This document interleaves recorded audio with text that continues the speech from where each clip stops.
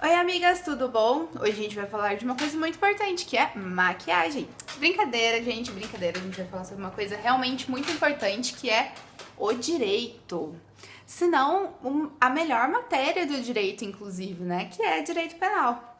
Meu nome é Ana Beatriz Pacheco, eu faço direito na Unisal, tô no 4º ano C da manhã. E vou estar falando um pouquinho pro pessoal que tá no 2º semestre, 1º ano, tendo aula com a Luzia Ragazzini. E antes de qualquer coisa, eu preciso dizer pra vocês que eu peguei o material de uma aluna da noite, Tamires Teixeira, então se tiver coisa errada, a culpa é dela, não é minha. Brincadeira, gente, brincadeira. É só importante dizer que eu peguei material de uma aluna da noite. São 4 salas, cada sala pode estar em um momento da matéria. Tem sala que tá mais adiantada, tem sala que tá mais atrasada. Enfim, o importante é que eu estou acompanhando o material dela e caso tenha dúvida sobre coisas que já foi passado na sua sala, mas ainda não foi passado na dela, vocês podem vir me procurar. Eu vou deixar aqui embaixo meu e-mail e eu vou deixar aqui meu Facebook também, tá bom? Outra coisa que é muito importante falar também é que são 3 semanas de provas. Então, assim, vai ter sala que vai ter mais 6 aulas da Luzia antes de ter a prova, mais 5 aulas que seja. Então, assim, vai ter coisa a mais. Então, qualquer dúvida que vocês tiverem sobre o a mais que vai ter, vocês também podem ficar à vontade em me procurar. Tanto no corredor da faculdade, quanto pelas essas vias, e-mail e Facebook, tá bom, gente? Então, vamos nos situar aí na matéria. A gente tá estudando a teoria geral do crime. A teoria geral do crime tem a frase famosíssima da Luzia, que é: teoria geral do crime. O crime é todo fato típico e ilícito. A culpabilidade ela vai ser estudada lá no final, porque ela é pressuposto para imposição de pena. Então, a gente tem 3 elementos aqui: o fato típico, a ilicitude e a culpabilidade. Dentro do fato típico, a gente tem 4 temas muito importantes, que são os elementos do fato típico que formam o fato típico para poder formar o crime. Quais são esses 4 elementos? É a conduta, o resultado, o nexo causal e a tipicidade. Analisando aqui o material da aluna, a gente tem a conduta, o estudo da conduta, o estudo do resultado e o estudo da tipicidade. O nexo de causalidade ainda não foi estudado, tá? Então, a gente tem 3 elementos a serem estudados do fato típico. Bom, hoje vou começar aqui falando sobre a conduta. Ela já deu 2 exemplos aqui de um crime omissivo e de um crime cometido por ação. Mas eu vou começar explicando o que é um crime cometido por ação e o que é um crime cometido por omissão. Bom, um crime cometido por ação ou um crime comissivo, ele simplesmente é o crime que a pessoa quer cometer, vai lá e comete com as próprias mãos. Entendeu? Eu quero matar alguém, então eu vou lá, pego a faca, esfaqueei a pessoa, matei e pronto, acabou. Não tem muito segredo, tá tudo certo. Quero roubar, tenho um celular novo, vou lá, roubo alguém na rua, tô com o celular novo, de boas. Então, não tenho que se discutir muito sobre. Agora, a omissão, ela já é um pouquinho mais complicadinha, porque como você comete um crime sem fazer nada? É possível, gente? É possível. Então, assim, a gente tem um crime por ação, que é quando a pessoa quer e age para chegar na conduta ilícita, e a gente tem um crime por omissão, quando a pessoa nada faz e mesmo assim comete uma conduta ilícita, tá bom? Então, vamos lá. A omissão, ela tá prevista, a relevância da omissão tá prevista no artigo 13, parágrafo 2º do Código Penal, que é uma pessoa que vai cometer um crime sem fazer nada. Nada. É muito importante a gente fazer um estudo sempre com o código junto, tá? Porque o código ele vai ser muito importante pra vocês, principalmente lá na frente quando vocês forem estudar pra OAB. Então, se vocês lerem o código desde o 1º ano, quando vocês forem estudar pra OAB, vocês vão estar tão habituados que vai ser uma coisa muito natural pra vocês, tá? Inclusive, essa matéria ela é muito importante você saber, porque muita questão na OAB é respondida só com parte geral do direito penal, tá? E, além de tudo, né, a matéria é mó gostosinha de estudar. Então, vamos lá. Parágrafo 2º do artigo 13. O caput do artigo 13 eu não vou ler porque ele fala sobre outra coisa. Ele fala sobre a relação da causalidade, tá? Que vai ser estudado posteriormente quando for estudado o nexo causal. Então, vamos pro parágrafo 2º. A omissão é penalmente relevante quando o omitente, ou seja, quem se omitiu, devia e podia agir para evitar o resultado. O dever de agir incumbe a quem? A linha A, B e C. Vamos extrair primeiro o poder de agir. Por quê? O dever de agir, ele tá na lei. Agora, o poder de agir, ele não tá ali na lei. O que a lei quis dizer com podia agir? É uma possibilidade real, efetiva, física da pessoa.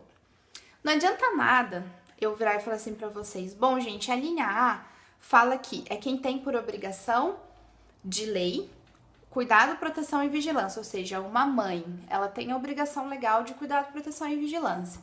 Só que a mãe tá viajando para os Estados Unidos e quem vai cometer esse crime omissivo vai ser uma terceira pessoa. Como que a mãe, lá nos Estados Unidos, vai saber que o filho dela precisa do cuidado, proteção e vigilância dela aqui no Brasil nesse momento do crime? Ela não tem como saber, ou seja, ela não pode agir para isso. Assim como, vou dar um exemplo um pouco mais complicado, um pouco mais complexo, tem uma família dentro de casa e aí ladrões entram para assaltar essa casa. Só que eles estão com arma de fogo, são 4 ladrões e 4 pessoas da família, mãe, pai e 2 filhinhos. Cada ladrão pega um membro da família, aí um ladrão 1 pega a mãe, ladrão 2 pega o pai, ladrão 3 pega as 2 crianças e o outro ladrão vai fazer o assalto. E aí, nossa, tô falando de jeito totalmente leigo, gente, só pra vocês entenderem. E aí, a mãe tá com a arma na cabeça. Como que ela vai impedir o filho dela se aquela pessoa, se o ladrão tentar matar o filho dela? Ela não tem como fazer nada, porque ela não tem uma possibilidade física e efetiva, porque ela tá sendo coagida também. Entenderam? Então, assim, o poder de agir é uma pessoa que tá livremente possível agir. Se ela quiser agir, ela consegue impedir o resultado de boas. Então, assim, é importante a gente ter esse conceito de poder agir bem na cabeça, assim, é uma pessoa que tá livre para impedir o resultado, tá? Que se ela quiser, ela consegue, ela não tá sendo coagida, ela está sabendo da situação, ela não está longe, ela tá no mesmo lugar, enfim, isso que é o poder de agir. E agora, o dever de agir, ele é um pouquinho mais tranquilo porque ele tá na lei, é a linha A, a linha B e a linha C. Bom, eu vou dar o conceito e vou dar um exemplo de cada um deles, assim, mas de uma maneira um pouquinho mais rápida, porque essa parte é um pouquinho mais tranquila. A linha A tenha por lei obrigação de cuidado, proteção e vigilância. Bom, vou dar exemplo de 3 pessoas, assim, pessoas em sentido amplo, né, que têm por lei a obrigação de cuidado, dever e vigilância. Os pais, os tutores e os policiais. São 3 ótimos exemplos. Por exemplo, você tá na rua e aí tem um policial na esquina, você tá na mesma rua, o policial tá olhando pra você. Aí vem a pessoa e te assalta. O policial, ele tem o dever de impedir esse resultado, mas ele não fez nada. Então ele, assim como o assaltante, ele cometeu o crime junto. Eles cometeram o crime junto, teoricamente. Por quê? Porque ele tinha o dever de impedir esse resultado. Ele tinha o dever de não deixar que esse crime acontecesse. Por quê? Porque ele existe pra isso, tá? Agora a linha B. De outra forma, assumiu a responsabilidade de impedir o resultado. Bom, de outra forma, quais são essas formas? Tem a forma contratual e a forma da mera liberalidade. Um exemplo de forma contratual, a babá, tá? A babá, ela vai entrar no status dos pais, porque vai ter obrigação não legal, mesmo obrigação contratual, que vai nesse momento se equiparar à obrigação legal, para que não deixe que nada aconteça à criança. Por exemplo, ela tá lá na cozinha e ela vai passar um café, e ela tá lá, deixou a água ferver, e ela tá de boas ali na cozinha, olhando o fogão, aí a criança surge na cozinha e pega a garrafa de água quente na mão, e ela não faz nada, e aí joga a garrafa de água quente na cabeça, a garrafa não, né, a chaleirinha de água quente na cabeça, ela, criancinha mesmo. A babá, ela tinha o dever de impedir isso, mas ela não fez, e ela tinha, inclusive, o mesmo dever do que os pais, porque é equiparado nisso, tá? Porque a partir do contrato cria essa obrigação. Então, assim, ela assumiu a responsabilidade de impedir o resultado e mesmo assim nada fez, deixou acontecer. E a outra forma, por mera liberalidade, é, por exemplo, tem um pai, tá sozinho na praia com o filho, e aí vê um casal ali e pede pro casal cuidar do filho enquanto ele vai lá dar um mergulho. E aí o casal vira e fala, não, tudo bem, pode deixar, eu cuido da criança e tal. Mas daí, quando o pai volta, a criança se afogou, porque eles não fizeram... Ô, gente, então vamos lá. A linha C. Com o seu comportamento anterior, criou o risco da ocorrência do resultado. Eu acho essa linha um pouquinho mais complicadinha.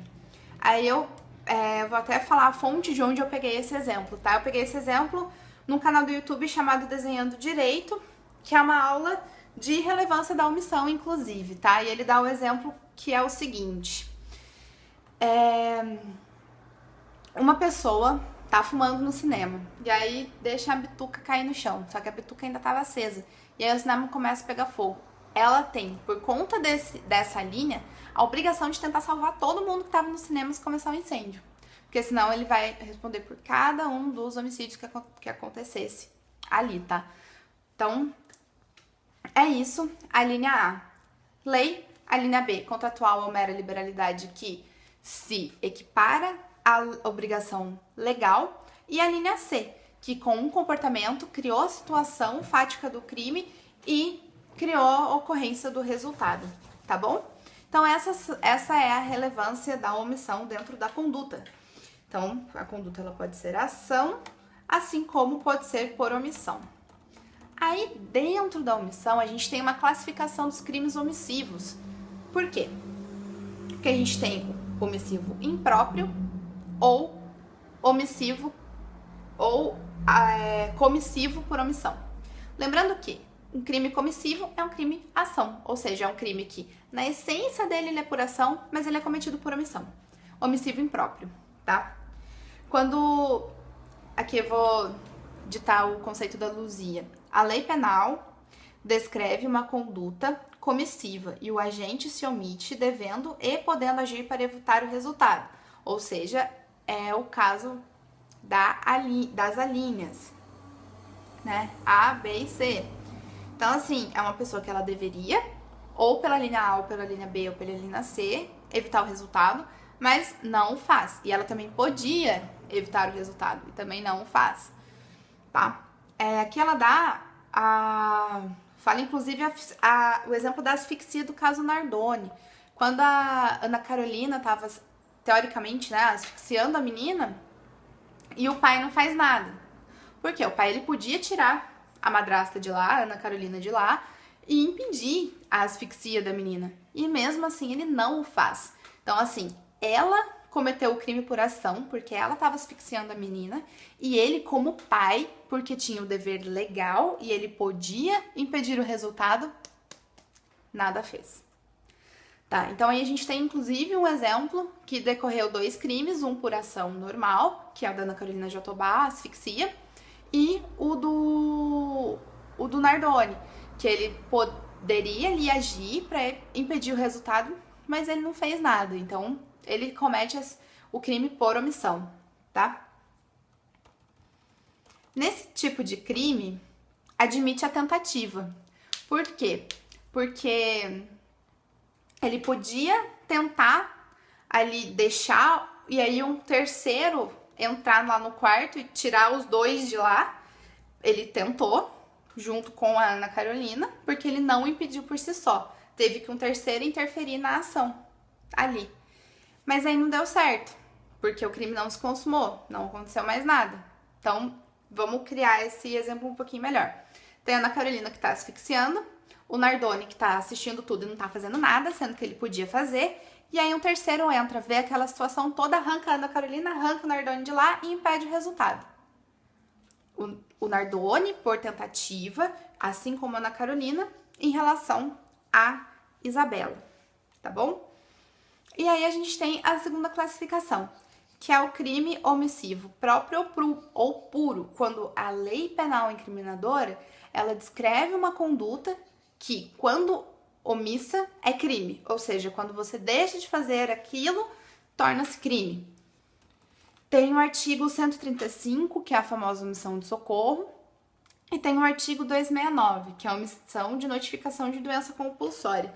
Eu gosto, inclusive, até mais do artigo 269, porque é um pouco menos complexo. Vamos lá no 269 pra eu explicar pra vocês. Omissão de notificação de doença. Deixar o médico de denunciar a autoridade pública doença cuja notificação é compulsória. Bom, existe um rol de doenças que necessitam de notificação. Um exemplo é a AIDS. Então, se um médico ele consulta um paciente, o paciente está com AIDS e ele não comunica à autoridade pública que ele está com AIDS, existe um crime para isso. Ou seja, ele deixa de fazer uma coisa, ele deixa de comunicar à autoridade pública. Então, ele está cometendo um crime sem fazer nada. Só que essa omissão, por si, é o crime, tá? Ele tinha o dever de comunicar e não comunica. Por isso que é crime. E decorre de uma omissão, tá? Então, assim, ele só não faz. E nesse caso, não admite tentativa. Porque, por exemplo, vamos pegar agora o 135, né? Que é o omissão de socorro. Deixar de prestar assistência quando possível fazê-lo, sem risco pessoal, aí tem a quem é devido o socorro. E nesse caso, por que não admite tentativa? Porque se ele prestar, por exemplo, o socorro, não existe crime. Se ele notificar, não existe crime. Se ele tentar notificar, não existe crime. Entendeu? Ah, tentou, mas o correio extraviou a carta. Não, mas ele tentou, tá lá, a parte dele ele fez, entendeu? Então, assim, não tem como ser tentado, tudo bem? Então, o omissivo impróprio é um crime, teoricamente, por ação, que é cometido por omissão, por conta das linhas A, B e C, e o omissivo próprio, ele é o crime que, por si só, quando a pessoa deixa de fazer alguma coisa, caracteriza o crime. Tudo bem, gente? Então, vamos passar para o próximo tópico, que é o resultado. A gente tem dois tipos de resultado. O resultado jurídico e o resultado naturalístico. O resultado jurídico é aquela lesão a um bem jurídico penalmente tutelado, tá bom? Lesionei a vida, lesionei o corpo, lesionei o patrimônio. Se vocês pegarem o Código Penal, tem vários dos crimes contra a vida, dos crimes contra o patrimônio, dos crimes contra a administração pública. Esses são os bens jurídicos penalmente tutelados. Então, assim, esse será o resultado jurídico. Atentei contra a vida de alguém, resultado jurídico. Tá ali, tá bom? Todos os crimes, eles vão possuir o resultado jurídico, porque todos os crimes atentam contra algum bem jurídico. Se não atentar nenhum bem jurídico, não pode ser considerado crime, tudo bem? Porque o crime, tipicamente, lesa um bem jurídico, tá?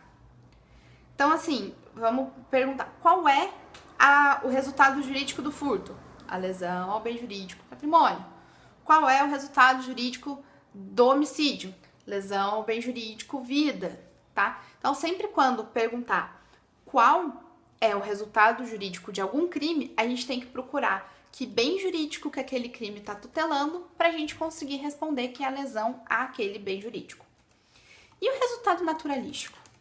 Bom, o resultado naturalístico, a Luzia até fala que é um negócio assim, né, filosófico até. Que o resultado naturalístico, ele é a modificação no mundo exterior provocado pela conduta. Olha que bonito, não é mesmo, gente? Então, assim, o que é essa modificação? Qual é o resultado naturalístico do homicídio? É a morte, uma pessoa ali morreu. Qual do furto? Uma pessoa teve seu patrimônio diminuído. Então, assim, o que o crime gerou?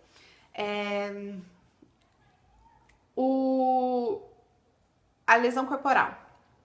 O que o crime gerou? Gerou que a pessoa teve seu corpo lesionado. Esse é o resultado naturalístico, tá? Então, assim, é a exteriorização do crime. É quando o crime ele se exterioriza no mundo normal e não no mundo jurídico. No mundo jurídico vai ser sempre o resultado jurídico, tá? No mundo natural vai ser esse resultado natural, que vai decorrer daquela conduta, por exemplo, a morte, a diminuição patrimonial. Bom, existem alguns crimes que eles nem possuem o resultado naturalístico, ou seja, que no mundo real o resultado naturalístico ele não vai existir, tá? Agora, a gente vai descobrir isso porque tem uma classificação dos crimes quanto ao resultado naturalístico.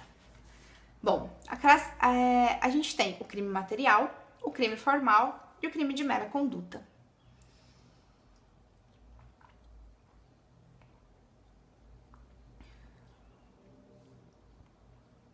O crime material, ele é aquele que ele só vai se consumar com o resultado. Não tem como ele se consumar sem ter o resultado naturalístico, tá?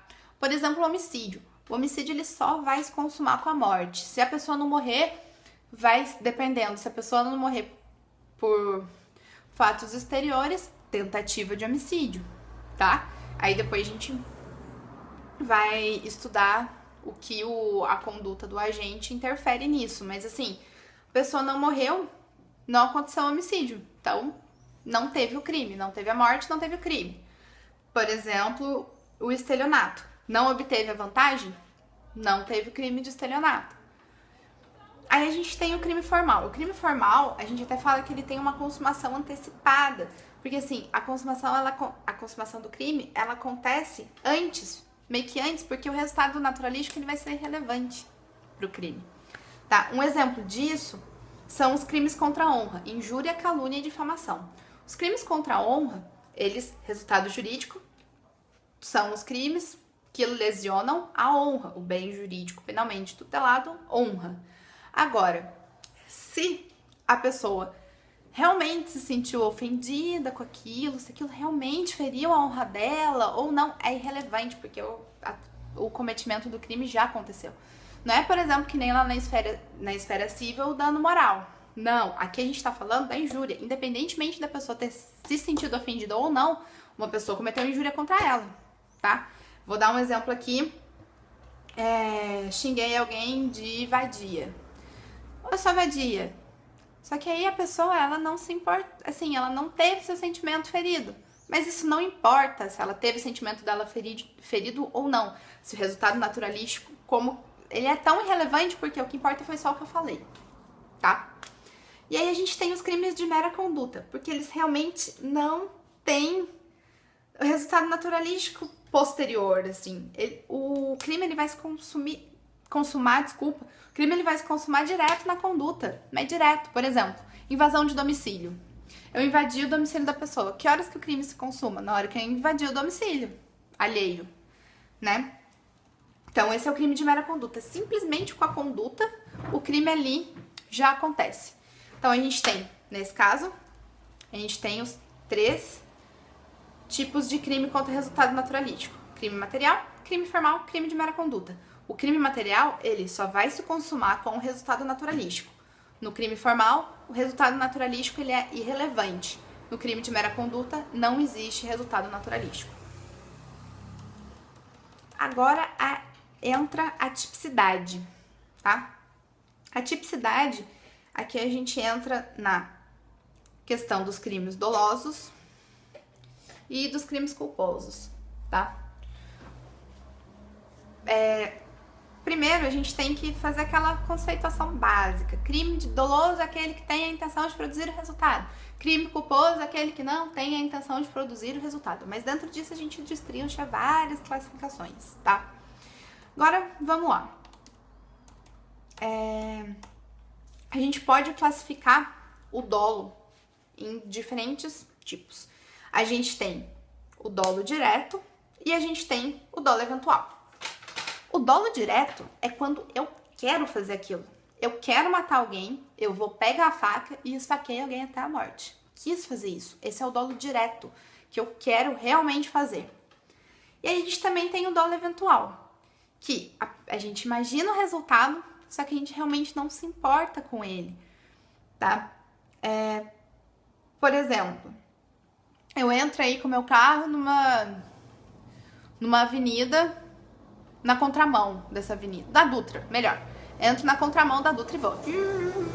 Tô nem aí se vai ter crime, se não vai ter crime, se eu vou matar alguém, se eu posso matar alguém num acidente de trânsito, se eu não posso, eu não me importo com o resultado. Dane-se o resultado, não tô nem aí pro resultado. Então, esse dolo é eventual. Você imagina que pode acontecer uma coisa, mas você realmente não se importa se ela vai acontecer ou não vai acontecer, tá? E a gente tem a previsibilidade objetiva. O que é essa previsibilidade objetiva? É quando um homem médio, né, que a gente sempre usa essa figura do homem médio, ele poderia imaginar que aquilo poderia acontecer. Ou seja, eu viro e falo assim, putz, qualquer pessoa que você pegue, assim, homem médio, pensa que se você entrar na contramão na Dutra, você pode provocar um acidente de trânsito, você pode matar alguém fazendo isso. Só que essa é uma coisa que qualquer pessoa pode pensar, que pode acontecer o crime. Então, isso entra o dolo eventual. Só que também a gente tem a questão, assim, em contrapartida ao dolo eventual, a gente tem a culpa consciente ali logo atrás. Porque a culpa consciente é a pessoa que imagina o resultado, só que ela, sinceramente, se preocupa com que não aconteça. É uma coisa meio leviana, assim. Ou então, eu sei de um atalho que se eu pegar a Dutra aqui no acostamento, aqui na contramão, mais rapidinho eu entro ali à direita e consigo chegar no lugar que eu quero, e não vai acontecer nada, porque eu sei que eu consigo fazer isso. Então a pessoa pega o carrinho dela ali, vai de boa ali na Dutra, e aí consegue fazer o atalho, tranquilo. Mas tem um carro parado no acostamento. Ela tenta frear, mas não consegue, e aí acaba batendo no carro e criando uma lesão corporal em quem estava ali perto do carro, porque o carro estava consertando. Então, nesse caso, a pessoa ela imaginou o resultado, mas ela falou, não vai acontecer nada. Não vai acontecer nada, pelo amor de Deus, não vai acontecer nada. Eu sempre faço esse atalho, sempre dá certo. Só que, dessa vez não deu. Então, essa é a diferença entre a culpa consciente e o dolo eventual. Eles estão muito próximos. Muito próximos. Só que, assim, o freio do carro demonstra que a pessoa não queria que acontecesse aquilo. Agora, vamos supor que a pessoa não tivesse freado, tivesse correndo, tivesse lá, vrum, vrum, vrum, vrum, nem soubesse de atalho nenhum. Enfim, essa é a diferença do dolo eventual e da culpa consciente. No dolo eventual, a pessoa não se importa. Dane-se o resultado, não tô nem aí se eu matar alguém ou não tô nem aí se eu lesionar alguém ou não. Agora, na culpa consciente, a pessoa tá ali no carrinho dela, tá até andando devagar no carrinho. De tão medo que ela quer que não aconteça nada. Então, a conduta do agente, nesses dois casos, ela vai ser de extrema importância, tá? E aí a gente também tem a figura da culpa inconsciente, que o resultado ele é previsível, mas a pessoa nem pensou que o resultado poderia acontecer. Assim, ela nem imaginou o resultado. Ela não conseguiu nem ter o que o homem médio teria. A pessoa não conseguiu nem imaginar. Ela vai falar assim, não, vou pegar o atalho ali, flu, flu, acabou. Não tem problema nenhum, não vai acontecer nada mesmo. Essa é a diferença. Então, assim, a gente tem o dolo direto, que é quando a pessoa quer fazer, vai e faz. A gente tem o dolo eventual, que é quando a pessoa não pensa em cometer o crime, mas se acontecer também, não tem problema nenhum. Aí a gente tem a culpa consciente, que tá logo ali junto ao dolo eventual, só que a diferença principal e assim, cabal entre os dois é que nesse caso, a pessoa reza pro resultado não acontecer, ela imagina o resultado, mas fala, não, pelo amor de Deus, não vai acontecer, não vai acontecer, não vai acontecer, sabe? E a culpa inconsciente, que é quando a pessoa nem prevê o resultado, ela nem chega a imaginar que aquela conduta dela pode dar algo em alguma coisa. E aí a gente tem um estudo um pouquinho a fundo, assim, do crime doloso, que tem a teoria da vontade, a teoria do assentimento e a teoria da representação. A teoria da vontade é quando o dolo ele é a vontade de produzir o resultado. Ou seja, eu quero matar alguém, vou e mato alguém. Pronto. Agora, a teoria do assentimento é a questão do dolo eventual, né? É o dolo de assumir o risco de produzir o resultado e não se importar com aquilo. Ok. Agora, a teoria da representação é quando o dolo ele é representado, ou seja, ele prevê o resultado daquilo, tá? Então, a gente tem que também entra ali um pouquinho no dolo eventual. A gente prevê o resultado, mas a gente não se importa com que ele vá acontecer ou não. E aí a gente tem as espécies de dolo, tá? Que não só aquelas duas. A gente tem dolo direto e o dolo indireto. O dolo direto ou determinado é quando a pessoa quer cometer o crime e vai e comete o crime, tá? O dolo direto, assim como eu já disse antes. Agora, o dolo indireto, ele divide-se em dois, o dolo eventual e o dolo alternativo. O dolo eventual é quando o agente ele assume o risco de produzir o resultado, como eu já disse antes. E o dolo alternativo é quando o agente quer um ou outro resultado. Por exemplo, deixa eu pensar aqui. Ai, briguei com a minha irmã, tô brava com a minha irmã, vou pegar uma faca e vou dar na minha irmã com a faca. Aí eu pego a faca e começo a esfaquear a minha irmã.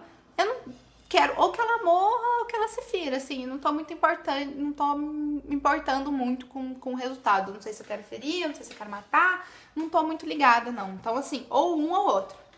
Aí, nesse caso, a gente inclui em tentativa de homicídio, tá?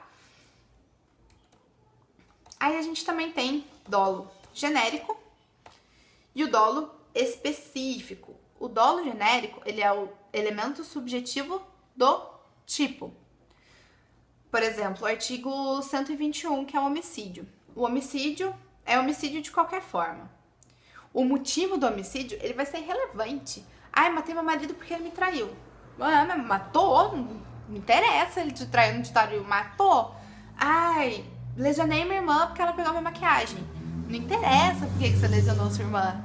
Pode ser um motivo mais, assim, como uma traição, mas pode ser um motivo mais tosco, né? Como pegou a maquiagem. Então, mas assim, ele não importa o motivo do crime, só importa o crime. Matou? Matou. É ponto, matou. O artigo 148, o sequestro também, que é a privação de liberdade da pessoa. Não importa o porquê que você quer, né, deixar aquela pessoa lá. Não importa que a pessoa tá lá. Enfim, o motivo pelo qual você tá fazendo isso não importa.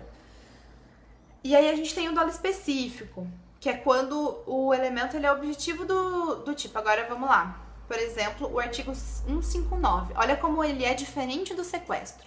Ele é extorsão mediante sequestro. Você sequestra a pessoa porque você quer extorquir a família da pessoa. Você quer ganhar dinheiro quanto a isso. Então, é muito diferente, tá? Essa questão. Por quê? Porque o motivo do crime, ele vai ser penalmente relevante. No dolo genérico, o motivo do crime, a gente não se importa com o motivo do crime. Agora, no dolo específico, o motivo do crime é extremamente importante, tá? Aí eu vou dar o exemplo do furto. 155, subtrair para si ou para outrem coisa alheia móvel. Bom, ali, para si ou para outrem. É um elemento substantivo, não importa por que você furtou. O que importa é que você furtou, né, amiga? Você tá querendo o celular, vai e furta o celular da coleguinha. Por quê? Porque você quer o celular.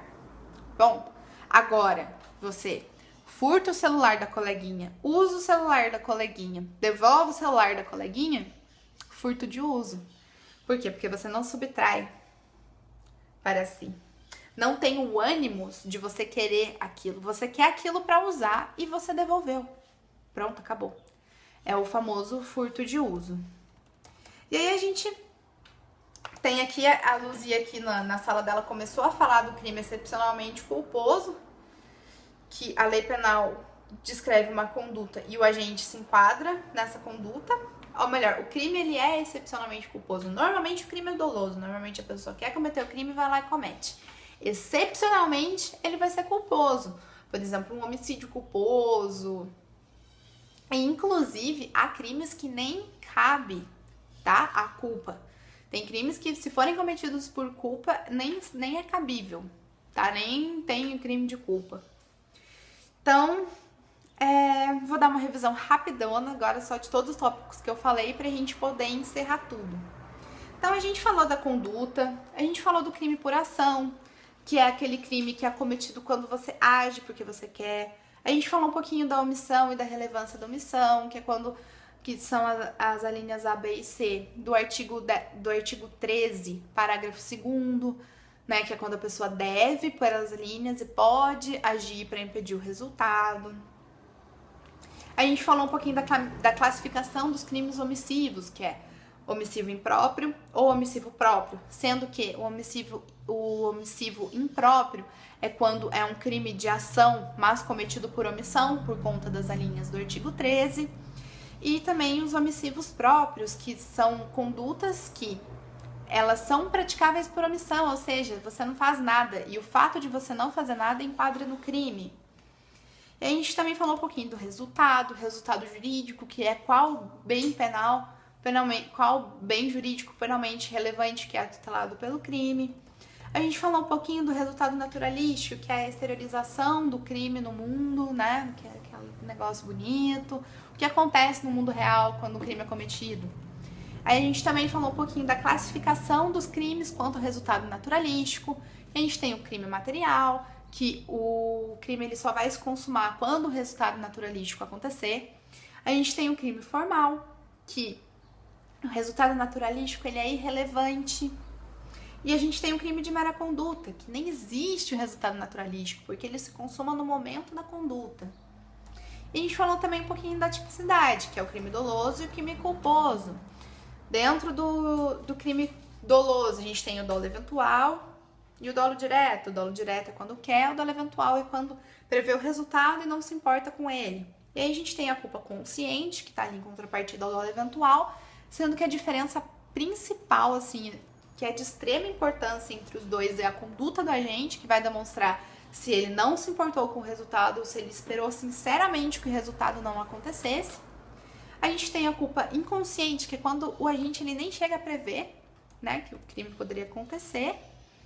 E aí a gente tem dentro do crime doloso 3 teorias. Teoria da vontade, do assentimento e da representação. Da vontade é a vontade de produzir o resultado, o assentimento é assumir o risco e a representação é representar o resultado. A gente tem as espécies de dolo, o dolo direto e o dolo indireto. Dolo indireto, ele pode ser eventual, que a gente já falou, e alternativo, é quando você quer uma coisa ou outra coisa. E a gente também tem o dolo genérico, que quando o motivo do crime ele não é penalmente relevante, e o dolo específico, quando o motivo do crime muda tudo, é muito importante. E a gente tem aquela coisa de que os crimes eles excepcionalmente vão ser culposos, normalmente dolosos e excepcionalmente culposos. Bom, gente, então foi isso a nossa revisão. Eu espero que tenha sido do agrado de todos. Se faltou alguma coisa, vocês me procurem. Se vocês ficaram em dúvida com alguma coisa, vocês também podem me procurar. Podem ficar super à vontade quanto a isso, tá? É uma matéria que eu gosto muito, foi uma matéria assim, que eu mais gostei de estudar na faculdade, uma matéria que eu fui monitora. Então, é uma matéria que eu sou completamente apaixonada, que é Direito Penal, parte geral. E então, eu espero de verdade ter conseguido passar um pouquinho dessa paixão e um pouquinho desse estudo para vocês, tá bom, gente? Doutrina que eu aconselharia são as doutrinas que a Luz indica mesmo, que eu gostava muito no primeiro ano do Fernando Capês, e agora do Rogério Greco também, que ele é muito bom. E qualquer dúvida, qualquer coisa que vocês precisarem, só me chamar, gente. Muito obrigada mesmo pra quem assistiu aí esse tempão de revisão, e eu espero que vocês tenham gostado muito.